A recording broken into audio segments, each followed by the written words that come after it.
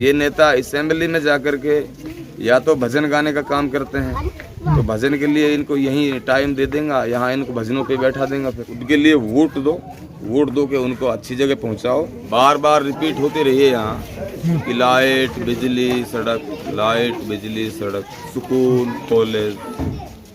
आखिर हर नेता इसी बात को कहता है, हर विधायक इसी वादे को करता है। हाँ। ये समस्या दूर हो और जाएंगी। ये समस्या आज तक किसी विधायक की, किसी नेता से, किसी मंत्री से हमने तो ये पूरी मतलब सोल्व होती देखी नहीं। अब मेरा कहना ये है, ये समस्याएं सन 47 से, जब से देश आज़ाद हुआ है, जब से आज तक नेताओं के मुंह से हम सुनते आए हैं, और ये समस्या की पूर्ति इन नेताओं पर नहीं हुई। लेकिन अगर हमारे लिए मौका मिलता है तो जैसे कि यहाँ रोडों में बड़े बड़े गड्ढे ये देखने को मिलते हैं, यहाँ दलालियाँ देखने को मिलती हैं, यहाँ कमीशनों पे काम किया जाता है, यहाँ थानों में कोई रेस्पेक्ट नहीं है यहाँ के आम लोगों को, यहाँ के अधिकारी कर्मचारी लोगों का बिल्कुल रेस्पेक्ट नहीं करते। तो मेरा कहना ये है, वो सारी बुनियाद क्या है? सारी बुनियाद नेता और लीडरों की है।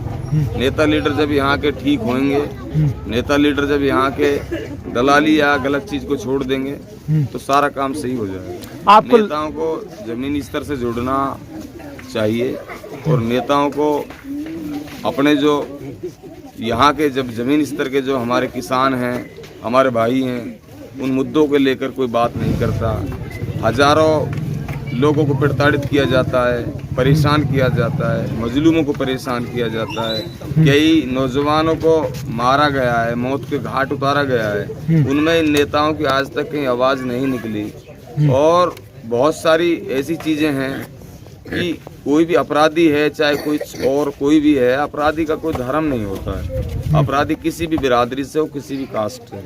तो मैं तो यही कहूँगा, अपराधों पर ये नेता नहीं बोलते, और जहाँ मुद्दे की बात है, मुद्दे की बातें नेता नहीं करते।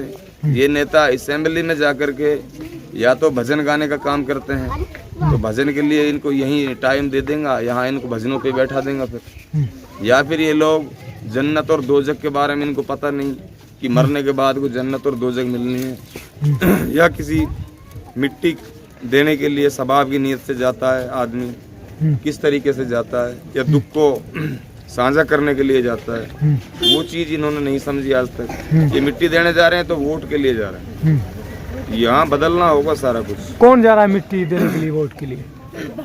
वो आप भी जानते हो, मैं भी जानता हूँ। यहाँ का नेता जा रहा है, ठीक है, वो आप भली भांति जानते हो, और सारे मेवात के लोग जानते हैं। तो इन चीज़ों पर ये लोग वोट मांगेंगे, ये कोई इनका तरीका कहाँ से आया? अच्छा, तो ये सब चीज़ें बिल्कुल गलत हैं, और इन गलत चीज़ों का प्रमाण पत्र यहाँ की जनता इनको देगी, तो इससे बढ़कर कोई बात नहीं हो सकती। और यहाँ के लोगों ने हमें बिल्कुल चाहा है, तभी हम यहाँ आए हैं, और इनसे अल्लाह ताला हम यहाँ डटकर काम करेंगे। और जो मैंने पार्टी को सिलेक्ट किया है वो चंद्रशेखर आज़ाद वाली पार्टी है, और ये पार्टी आप जानते हो, पूरा देश जानता है, ये मजबूत पार्टी है, ज़मीन से उठी हुई पार्टी है, और ये पार्टी बहुत आगे जाने वाली पार्टी है।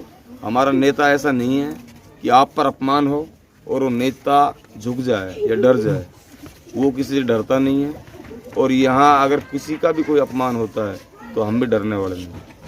अच्छा, आपके पिछले स्वागत में एक बात कह रही थी कि यहाँ के जो राजनीतिक खानदान है उनसे छुटकारा दिलाना है। हाँ, तो राजनीतिक खानदान कौन से हैं, और क्या उन्होंने राजनीति की और क्या कुछ बदलाव नहीं किया? ऐसा है, जिन लोगों ने, जो लोग वंशवादी हैं, जिनका पहले से ही राजनेता जो हैं, और जिनको इस कौम ने नेता माना है, मैं बता देना चाहता हूँ, इस कौम ने उन पर इतना अटूट भरोसा जताया, इतना बड़ा भरोसा जताया कि इस कौम के लिए आज तक वो कुछ कर नहीं पाए, और ये कौम बिल्कुल उन पर विश्वास तोड़ चुकी है।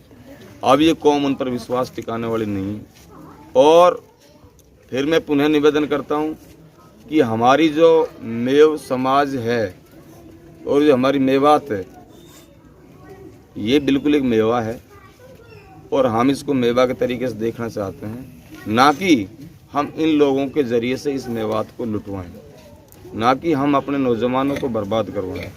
हम नौजवानों को बिल्कुल अपने किरदार में और अपने स्टैंडर्ड पर रखना चाहते हैं, और अपने जो सिस्टम से जो हम कमा कर खा रहे हैं, अच्छा कर रहे हैं, जो अच्छा बोल रहे हैं, अच्छा पहन रहे हैं, वो नेताओं के पीछे नहीं, हम अपना कमाया खा रहे हैं। हम इन लोगों के गुलाम नहीं हैं। यहाँ की जनता ने तय कर लिया है कि हम ईवीएम मशीन पर बटन दबाकर हम अच्छा फैसला लेंगे। अच्छा, आपने जब से यहाँ पुनाना विधानसभा में कदम रखा है, कितने गांवों को अब तक कवर किया है और किस तरीके से लोगों का मान सम्मान मिल रहा है? देखो, आप भी देख रहे हो और लोगों को पता है, मैं बिल्कुल जब से यहाँ आया हूँ, अभी कोई 10-5 दिन या 20 दिन से मतलब नहीं है, मेरी नज़र चारों तरफ मेवात पर रहती है। चाहे वो कोई सी विधानसभा हो, चाहे वो नगर की तरफ हो, चाहे राजस्थान में कोई दूसरा टुकड़ा लोअर की तरफ हो, चाहे वो फिरोजपुर झिरका हरियाणा में हो, चाहे वो फरीदाबाद तक हो, चाहे वो पुनाना हो, तो मुझे ऐसा नहीं है कि मैं आता जाता नहीं हूँ या कोई मेरे को जानता नहीं है। मैं हर जगह जहाँ मतलब कोई भी मामला होता है तो मैं ज़रूर वहाँ शिरकत करता हूँ, मैं अपनी बात रखता हूँ। अच्छा, एक बात ये बताइए कि हरियाणा के अंदर इलेक्शन है और आपने जो नामांकन और जो चुनाव लड़ने का ऐलान पुनाना विधानसभा से किया है, इसके अलावा हरियाणा में काफ़ी सारी विधानसभा है, इसी से आपको क्या लगाव था जो यहाँ से आपने चुनाव लड़ने का ऐलान किया है? देखो, ये एक संवैधानिक अधिकार है और ये एक मेरी मोहब्बत है।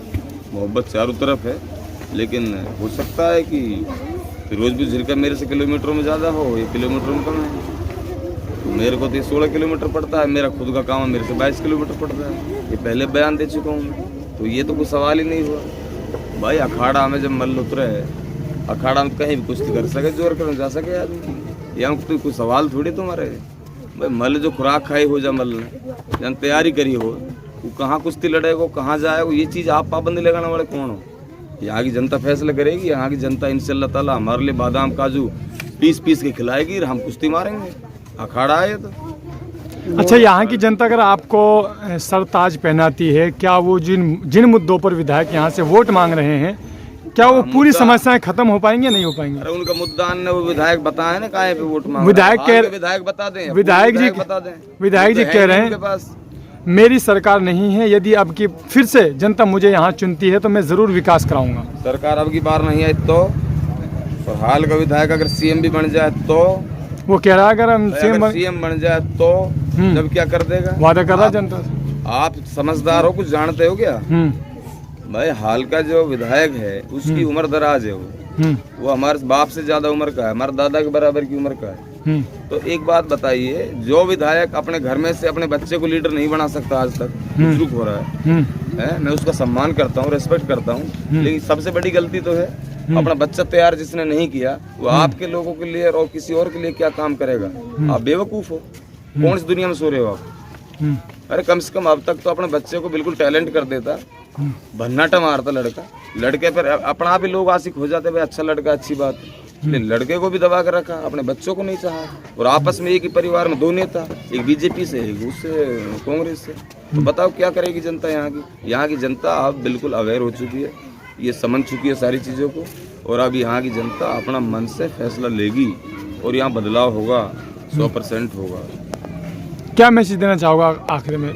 मैं अपने भाइयों के बीच में हूँ और ये हमारा रावल की मुबारक पैतृक गांव है, यहाँ से हम जो है हमारा लिकाड़ था बुजुर्गों से, आज मैं यहाँ बैठा हूँ और मैं यही मैसेज दूंगा कि आप सब लोग जात को, गोत को, पाल को छोड़ करके, जाति बिरादरी को छोड़ करके एक अपना अच्छा नेता चुनो, मजबूत चुनो, 36 बिरादरी को लेके चले और उनके लिए वोट दो कि उनको अच्छी जगह पहुँचाओ, ताकि वो लोग तुम्हारे हकों की लड़ाई लड़ सके। और तुम्हारे लिए वही लड़ाई लड़ेगा जो तुमने देख रखा होगा, तुम्हें विश्वास होगा, उस पर और विश्वास जमाने का काम करो।